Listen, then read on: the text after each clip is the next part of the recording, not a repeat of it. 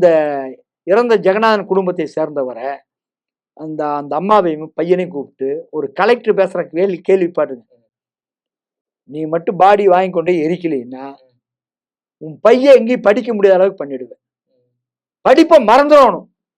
பேசுவது யாரு? கலெக்டர். மாவட்ட ஆட்சித்தலைவர் ரவுடி மாதிரி பேசினா அப்படிங்க. பேசி பாடி என்ன பண்ணுச்சு, போலீஸே எடுத்து கொண்டு போய் புதைச்சிட்டாங்கன்னா திரும்ப ஏதாச்சும் வழக்கு போட்டு கொண்டு வருவாங்கன்ட்டு கொண்டு போய் அவங்க எரிச்சு கரூர்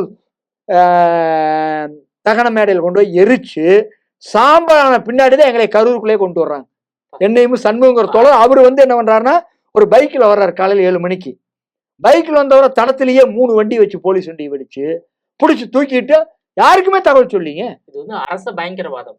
ஏனுங்க, இது அத்தனை என்னை தூக்கிட்டு போனது ஊடகத்துக்கு முன்னாடி, அவரை தூக்கிட்டு போனது வீட்டுல இருந்து வர்றப்ப யாருக்குமே தெரியாத இடத்துல. இது என்ன நாடா அரசாங்கமா? எதுக்கு?